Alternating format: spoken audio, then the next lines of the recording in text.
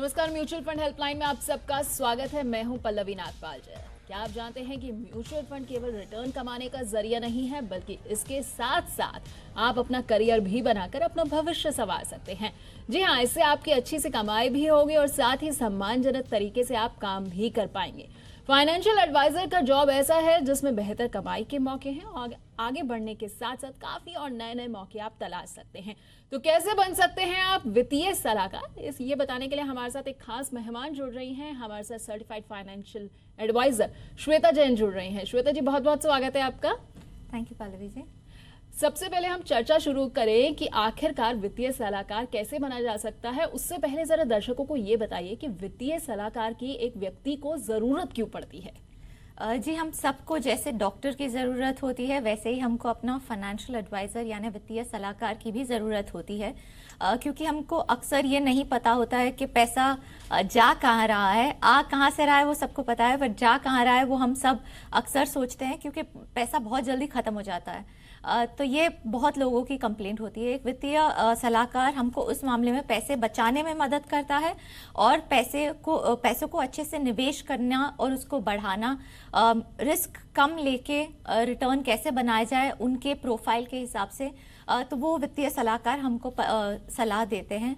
अक्सर हम दोस्तों को देख के या अपने आसपास देख के निवेश करते हैं या अपना पैसा मैनेज करते हैं, तो उसमें भी हमको नुकसान होता है, क्योंकि हम दूसरों को देख के करते हैं। देखा देखी कुछ भी अच्छा नहीं होता है, हमको अपना दिमाग भी लगाना पड़ता है। तो वित्तीय सलाहकार हमको उस मामले में भी हेल्प करते हैं कि हमारे लिए क्या सही है। जो दूसरों के लिए सही है वो हमारे लिए गलत हो सकता है, तो उसमें भी मदद होती है हमारी। तो बिल्कुल, जैसे आपको डॉक्टर की ज़रूरत पड़ती है, ठीक वैसे ही आपको वित्तीय सलाहकार की भी मदद चाहिए होती है, क्योंकि पैसा आपके पास जैसे कि आता है लेकिन जाता कब है, कहाँ जाता है, ये किसी को नहीं समझ आता। तो ये सब समझाने के लिए जो है वो वित्तीय सलाहकार आपकी काफ़ी हद तक मदद कर सकते हैं कि आप अपना पैसा कहाँ निवेश करें, कहाँ से आपको अच्छा रिटर्न मिल सकता है, क्या क्या चीज़ें जो है, क्या क्या फाइनेंशियल इंस्ट्रूमेंट्स आपके लिए सही साबित हो सकते हैं, ये सब जो है आपको एक वित्तीय सलाहकार ही बता सकता है। लेकिन आप ये भी बताइए श्वेता जी कि आखिरकार फाइनेंशियल एडवाइजर काम क्या करता है, कैसे करता है, वो किस किस तरह से निवेशकों की मदद करता है। जी, पहले तो बाजार के इंस्ट्रूमेंट्स कौन से हैं, उनमें क्या रिस्क है, क्या रिटर्न्स के अनुमान है, उसको वो समझता है। और आपके लिए हर प्रोडक्ट में फीचर्स होते हैं, क्या अच्छे फीचर्स हैं, क्या खराब फीचर्स हैं, क्या रिस्क हैं, ये वित्तीय सलाहकार समझते हैं। और क्लाइंट के हिसाब से, इन्वेस्टर्स के हिसाब से क्या रिस्क उनको लेना चाहिए, तो दोनों समझते हैं और फिर वो मैच करते हैं। तो ये उनका मेन काम होता है। तो प्रोडक्ट समझना, इकोनॉमी समझना और क्लाइंट को समझना, उनके इमोशंस को समझना, क्योंकि अक्सर हम जो भी डिसीजंस लेते हैं हम भावुक होके ले लेते हैं। तो वित्तीय सलाहकार उन भावनाओं को भी मैनेज करने का उनका रिस्पॉन्सिबिलिटी होता है। आपके लिए क्या सही है ये आपको वो बहुत अच्छे से समझा सकते हैं। क्यों सही है वो भी आपको पूछना चाहिए, और क्या रिस्क आप ले रहे हैं, क्योंकि अक्सर हमको अलग अलग रिस्क लेने पड़ते हैं अलग अलग प्रोडक्ट्स के साथ। तो वो आपको क्या रिस्क है, कितना रिस्क है, वो भी समझाते हैं। दूसरों के हिसाब से आपको कैसे नहीं चलना चाहिए वो भी आपको समझाते हैं, और आपको अपनी भाषा में समझाते हैं। ये बहुत ज़रूरी है कि आप समझ पाए कि क्या आपके पैसे आपके हिसाब से निवेश हो रहे हैं, आपके लिए काम कर रहा है क्या आपका पैसा। बिल्कुल, तो फाइनेंशियल एडवाइजर जो है वो काफ़ी जो है वो ऐसा काम करता है जो आपकी ज़िंदगी के लिए बेहद ज़रूरी हो जाता है। तो ऐसे में अगर आप भी ये करियर का ऑप्शन तलाश रहे हैं कि आप फाइनेंशियल एडवाइजर बनना चाहते हैं, तो ये शो बिल्कुल आपके लिए ही खास बनाया गया है। और इससे जुड़े हुए आपके मन में अगर कुछ सवाल भी उठ रहे हैं तो आप हमसे लाइव अपने सवाल पूछ सकते हैं। श्वेता जी जो है हमारे साथ जुड़ी हुई हैं आपके सवालों का जवाब देने के लिए, या फिर म्यूचुअल फंड से जुड़े कुछ भी सवाल पूछना चाहते हैं तो तरीका बेहद आसान है। फेसबुक या ट्विटर, जहां पर हमारा ये शो लाइव है, वहां पर कमेंट सेक्शन बॉक्स में जाइए और वहां पर आप अपना सवाल पूछिए। हम कोशिश करेंगे ज्यादा से ज्यादा सवालों को अपने शो में शामिल करने की। तो श्वेता जी, चर्चा को आगे बढ़ाते हैं। अब बात करते हैं कि आखिरकार अगर कोई फाइनेंशियल एडवाइजर बनना चाहता है या फिर वित्तीय सलाहकार बनना चाहता है तो उसके लिए उसको क्या पढ़ाई करनी होगी, किस तरह से शिक्षा के क्षेत्र में आगे जाना होगा। जी, वो MBA फाइनेंस में कर सकते हैं, MS फाइनेंस में कर सकते हैं, CFP certified financial planning course कर सकते हैं, CWM कर सकते हैं, चार्टर्ड वेल्थ मैनेजमेंट जो कि काफ़ी स्पेसिफाइड कोर्स है, NISM कोर्स काफ़ी ऑफर करते हैं जहाँ पे एडवाइजर्स देख सकते हैं, पोस्ट ग्रेजुएट डिप्लोमा कर सकते हैं फाइनेंस में, फाइनेंशियल रिस्क मैनेजमेंट के कोर्स वगैरह कर सकते हैं। बिल्कुल, तो ये तमाम कोर्सेज जैसा कि हम स्क्रीन पे आपको दिखा भी रहे हैं, MBA इन फाइनेंस है, उसके अलावा MS इन फाइनेंस है, ये सब डिग्री कोर्सेज वगैरह जो हैं ये आप करके जो है सर्टिफाइड फाइनेंशियल प्लानर भी बन सकते हैं और वित्तीय सलाहकार बनकर जो है आप निवेशकों की पूरी मदद कर सकते हैं कि किस तरह से उनको कहाँ कहाँ निवेश करना है। लेकिन एक चीज़ और भी बताइए कि आखिरकार ये सब कोर्सेज करने के बाद जो है वो जॉब के प्रोस्पेक्ट्स जो होते हैं वो कहाँ जो है वो एक व्यक्ति के लिए बनते हैं। अगर किसी ने अगर इनमें से कोई भी कोर्स कर लिया है तो सिर्फ सर्टिफाइड फाइनेंशियल प्लानर की ही नौकरी मिलेगी या फिर कुछ और भी हैं जॉब एस्पेक्ट्स जो उनके लिए खुल जाएंगे? नहीं, काफ़ी चीज़ें कर सकते हैं। वो इंश्योरेंस इंडस्ट्री में काम कर सकते हैं, चाहे इंश्योरेंस अंडरराइटिंग के तौर पे उनको करना हो तो उसके लिए आगे बढ़ सकते हैं। अगर सेल्स में जाना चाहे तो उसमें कर सकते हैं, म्यूचुअल फंड इंडस्ट्री में काम कर सकते हैं, एसेट मैनेजमेंट कंपनीज में काम कर सकते हैं, अकाउंटेंट का काम कर सकते हैं। बहुत बड़ी कंपनीज में भी फाइनेंस के डिपार्टमेंट्स होते हैं, उन कंपनीज में भी काम कर सकते हैं। अगर चाहे तो कंज्यूमर ड्यूरेबल्स के जैसी कंपनी में भी उनको काम मिल सकता है।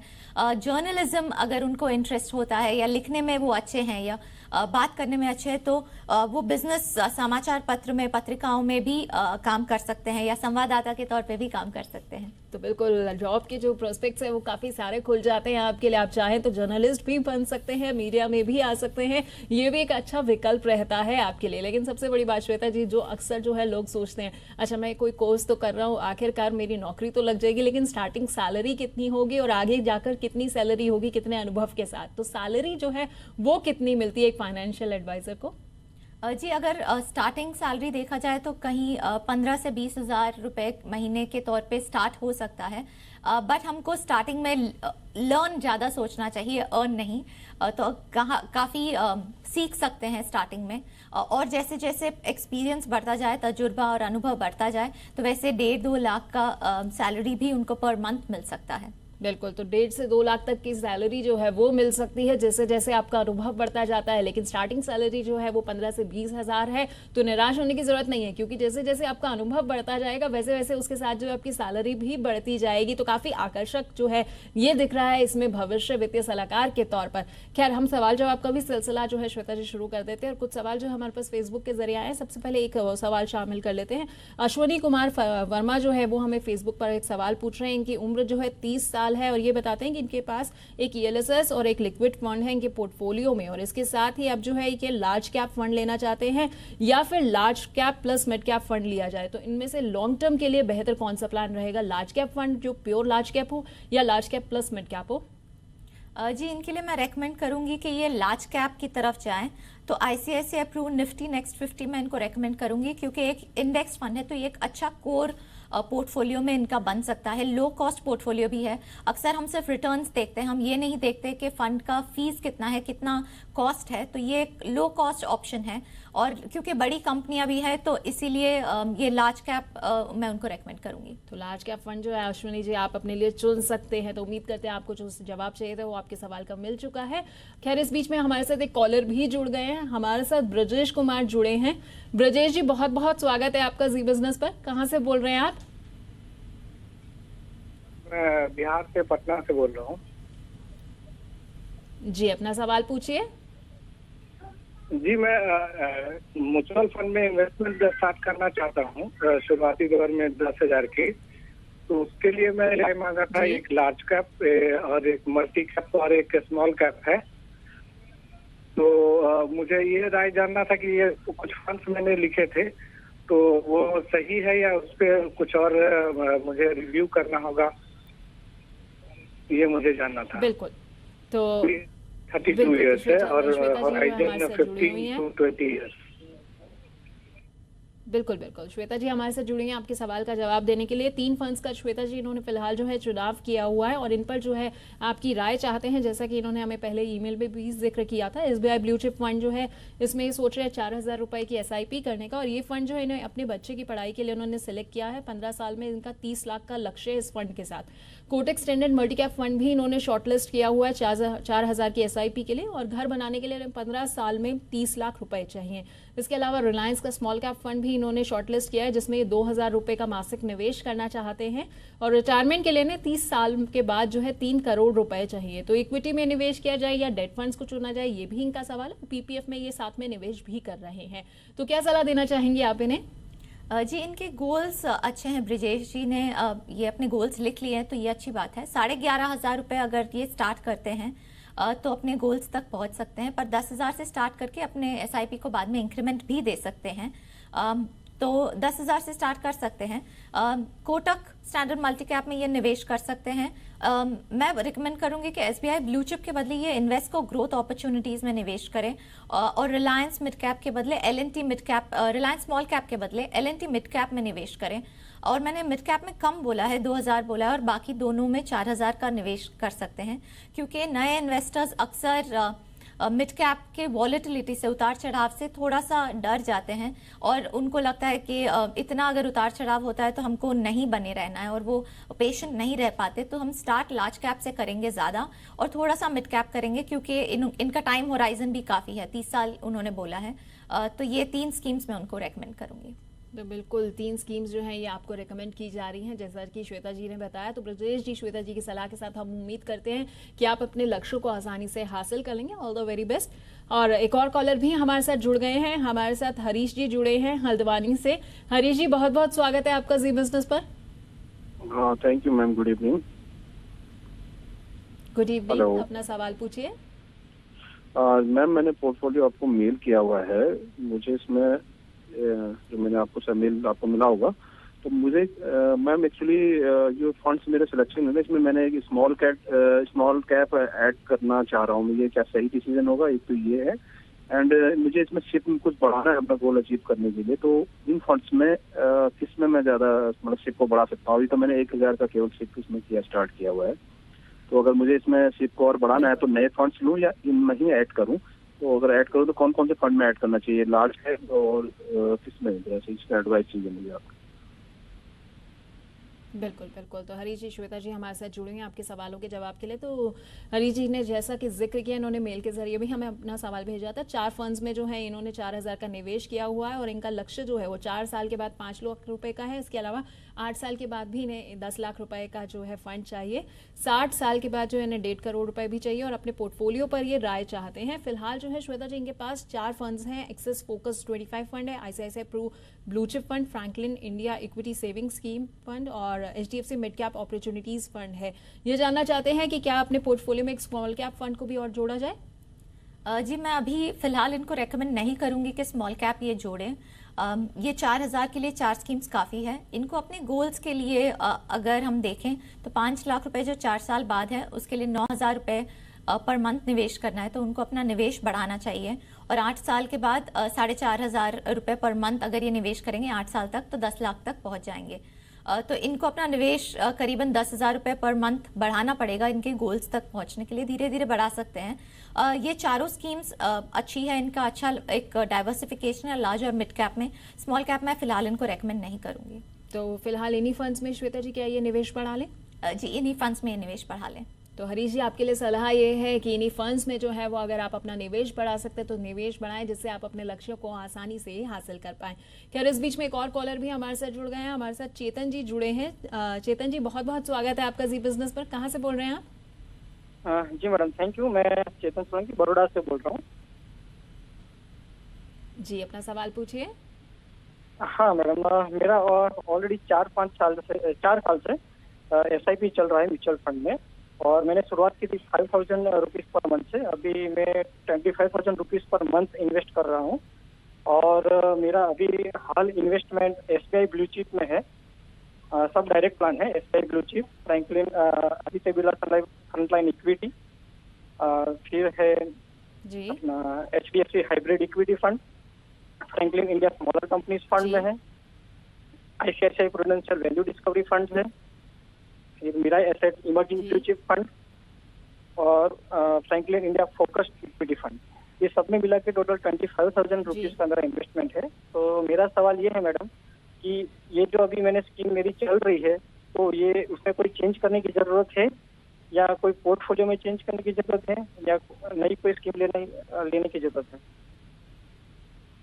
बिल्कुल बिल्कुल। और इसके साथ आपने अपने लिए कुछ लक्ष्य तय किया है, कितने साल के लिए और निवेश करना चाहते हैं आप? मैडम मेरा मतलब टाइम पीरियड तो ज्यादा है, मैं एटलीस्ट 15 इयर्स तक तो मैं इन्वेस्टमेंट चालू रखूंगा। तो ऐसा मेरा कोई गोल अभी ठीक है। ऐसा सेट नहीं किया है, लेकिन 15 इयर्स तक तो मैं मिनिमम ये इन्वेस्टमेंट चालू रखूंगा और इसमें इंक्रीमेंट भी करूंगा। बिल्कुल बिल्कुल। तो श्वेता जी क्या सलाह देना चाहेंगी आप इन्हें? 8 फंड्स में जो है ये 25,000 रुपए का भी मासिक निवेश कर रहे हैं और करीब 10 से 15 साल तक का इनका निवेश का नजरिया है। जी, इनका पोर्टफोलियो काफ़ी डाइवर्सिफाइड है, मैं कहूँगी कि काफ़ी ज़्यादा डाइवर्सिफाइड है। तो मैं रेकमेंड करूँगी कि ये थोड़ा कंसोलिडेट कर दे। जिन स्कीम्स में पैसा है वो एग्जिट ना करे, बट एसआईपी थोड़ा सा इनको रीअलाइन करने का मैं रेकमेंडेशन दूंगी। आदित्य बिरला फ्रंटलाइन में 7,000 रुपये, मेरे इमर्जिंग ब्लू चिप में 8,000, फ्रैंकलिन फोकस्ड इक्विटी में 4,000 और एलएनटी मिड कैप में 6,000 रुपये ये निवेश कर सकते हैं। तो थोड़ा सा रीजिक पोर्टफोलियो को करना ज़रूरी है। हाइब्रिड इक्विटी में इनका क्योंकि लॉन्ग टर्म होराइजन है, मैं रेकमेंड नहीं करूंगी कि ये कंटिन्यू करें। इनका गोल इन्होंने बताया कि 15 साल तक ये निवेशित बने रह सकते हैं। अगर ये सिर्फ 25,000 जो आज के लेवल पे भी बने रहते हैं और निवेश करते रहते हैं तो 1.25 करोड़ तक पहुंच जाएंगे। तो और अगर इंक्रीमेंट अपने एसआईपी को और देते रहेंगे तो और भी ज़्यादा हो सकता है। तो बिल्कुल सबसे पहले तो आपको चेतन जी ये करना होगा कि अपने फंड्स की संख्या जो है वो थोड़ी सी कम कर लीजिएगा, जैसा कि श्वेता जी ने सलाह दी है। 4 तक सीमित कर देंगे तो वो भी आपके लिए ठीक रहेगा और उम्मीद करते हैं श्वेता जी की सलाह के साथ आप अपने लक्ष्यों को आसानी से हासिल भी कर लेंगे। अच्छा श्वेता जी, फेसबुक पर भी हमारे पास बहुत सारे सवाल आ रहे हैं, 1-2 सवाल वो भी शामिल कर लेते हैं। पंकज गुरु ने हमसे एक सवाल पूछा है, ये जानना चाह रहे हैं कि आईसीआईसीआई मल्टी कैप में ये 2,000 रुपये का फिलहाल निवेश कर रहे हैं, तो क्या इस फंड में बने रहने की सलाह है? जी बिल्कुल, ये बने रह सकते हैं और कंटिन्यू कर सकते हैं। मल्टी कैप स्कीम है, इसलिए ये अच्छा है कि आपको ओवरऑल एक्सपोजर मिल रहा है। आपने मिड कैप नहीं लिया, ये बहुत अच्छी बात है। आप मल्टी कैप में बने रह सकते हैं और कंटिन्यू कर सकते हैं। तो पंकज जी आपके लिए सलाह यह है कि इस फंड में आप बने रहें, आपके लिए अच्छा रहेगा। विकास आहूजा भी एक सवाल पूछ रहे हैं, जैसा कि हम अभी चर्चा कर रहे थे फाइनेंशियल एडवाइज़र के बारे में, तो वो ये जानना चाह रहे हैं कि क्या ग्रेजुएशन के बाद भी फाइनेंशियल एडवाइज़र के लिए कोई कोर्स होता है, क्या वो इसमें फील्ड में आगे जा सकते हैं? जी बिल्कुल, ग्रेजुएशन के बाद वो NISM का कोर्स डेफिनेटली ले सकते हैं। अगर उनको MBA नहीं करना है या थोड़े टाइम बाद करना है तो NISM का कोर्स ले सकते हैं, CFP का कोर्स ले सकते हैं, CWM का कोर्स ले सकते हैं और जो भी अपॉर्चुनिटीज़ हमने पहले बताई है वो अपॉर्चुनिटीज़ इनके पास तभी भी ओपन रहेंगी। तो विकास जी अगर आप चाहें तो ग्रेजुएशन के बाद जो है, जैसा कि कोर्सेज का जिक्र किया है CFP का, NISM का, तो ये कोर्सेज करने के बाद जो है आप सर्टिफाइड फाइनेंशियल एडवाइजर बन सकते हैं और इस क्षेत्र में आगे बढ़ सकते हैं। एक और सवाल शामिल कर लेते हैं जो हमारे पास ईमेल के जरिए आया हुआ है, जितेंद्र ठाकुर का। ये जानना चाहते हैं कि फिलहाल ये 7 फंड्स में निवेश कर रहे हैं और 7 में से इनके अधिकतर फंड्स जो है अभी फिलहाल नेगेटिव रिटर्न दे रहे हैं। तो 6 फंड्स में जो है SIP के जरिए इन्होंने 12,500 का जो है मासिक निवेश किया हुआ और इसके अलावा इन्वेस्को इंडिया स्मॉल कैप में 30,000 रुपए का इन्होंने लमसम इन्वेस्टमेंट किया हुआ है। आपको जितेंद्र जी के जो फंड्स हैं वो भी बता देती हूँ। ABSL प्योर वैल्यू फंड है, उसके अलावा ICICI Pru value discovery fund है, HDFC स्मॉल कैप फंड है, Motilal Oswal multi cap 35 fund है और सुंदरम सर्विस फंड है और इसके अलावा Mirae asset emerging blue chip fund है। तो क्या सलाह देना चाहेंगी आप इन्हें? इन 7 फंड्स में से किन किन फंड्स में जो है बने रहने की सलाह है, या जैसा कि ये घबराए हुए हैं कि इन्हें नेगेटिव रिटर्न मिल रहा है तो इनमें से कुछ फंड्स में से निकला जाए? जी मैं रेकमेंड नहीं करूंगी कि अभी ये निकले, क्योंकि इन्होंने अभी रिसेंटली स्टार्ट किया है इन्वेस्ट करना। तो जैसे हम इक्विटी के बारे में बात करते हैं कि उतार चढ़ाव इसमें हम देखेंगे ही, ज़रूर देखेंगे। रिटर्न्स एक ही साल में नहीं आते हैं, तो अगर इनका होराइजन 7 से 10 साल है तो ये बने रहे, कंटिन्यू करें थोड़ा सा। लेकिन मैं कंसोलिडेशन रेकमेंड करूंगी इनके पोर्टफोलियो के लिए। मेरे इमर्जिंग में 5,000 रुपये, मोतीलाल ओसवाल मल्टी कैप में 4,500 रुपये और HDFC स्मॉल कैप में 3,000 रुपये निवेश करते रहें। स्मॉल कैप में इसलिए कंटिन्यू करें क्योंकि जब मार्केट नीचे होता है तो उनका कॉस्ट एवरेज आउट हो जाएगा, इसलिए ये करते रहें और रोज़ाना अपना पोर्टफोलियो रिव्यू नहीं करें। हमने अक्सर देखा है लोग रोज़ पोर्टफोलियो अपना देखते हैं, आप एक क्वार्टर में एक बार देखेंगे, 3 महीने में एक बार देखेंगे तो वो बहुत है। तो बिल्कुल अपना पोर्टफोलियो जो है वो आपको रोजाना रिव्यू करने की ज़रूरत नहीं है, बल्कि कुछ कुछ समय के बाद अगर रिव्यू करेंगे तो शायद आपको टेंशन भी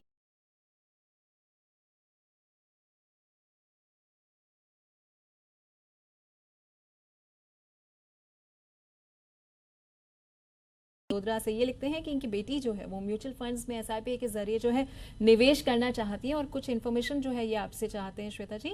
1 साल के बाद अगर ये कभी भी पैसा निकालती है इनकी बेटी, तो क्या उसमें किसी तरह का कोई एग्जिट लोड लगेगा?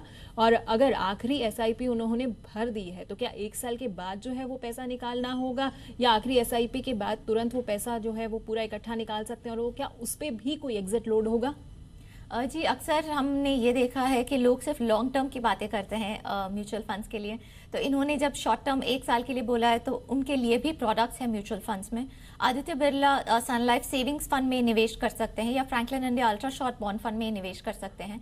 इनमें अक्सर 7 दिन के बाद एग्जिट लोड नहीं होता है। किसी किसी फंड्स में एग्जिट लोड होता ही नहीं है, क्योंकि वो सिर्फ शॉर्ट टर्म, बहुत शॉर्ट टर्म के लिए रेकमेंडेड है। तो इनके अगर लास्ट एसआईपी भी अगर ये लास्ट महीने में 12वें महीने में डालेंगे तो कोई इनको एग्जिट लोड नहीं होगा, तो 1 साल के लिए एसआईपी कर सकते हैं। तो पंकज जी, आपके लिए सलाह ये है कि आपकी बेटी जो है वो बहुत आराम से 1 साल के लिए एसआईपी कर सकती है। Franklin India ultra short term bond जो है वो चुन सकते हैं, क्योंकि इसमें आपको किसी तरह का एग्जिट लोड नहीं चुकाना होगा, तो ये आपके लिए बेहतर रहेगा। बहुत बहुत शुक्रिया श्वेता जी हमारे साथ जुड़ने के लिए और हमारे दर्शकों को ये बताने के लिए कि आखिरकार वो कैसे जो है सर्टिफाइड फाइनेंशियल एडवाइजर बन सकते हैं और उस क्षेत्र में कहाँ से जो है वो कोर्स करके अपना भविष्य संवार सकते हैं। तो आज के लिए म्यूचुअल फंड हेल्पलाइन में इतना ही, लेकिन जी बिजनेस पर खबरों का सिलसिला आगे भी जारी रहेगा।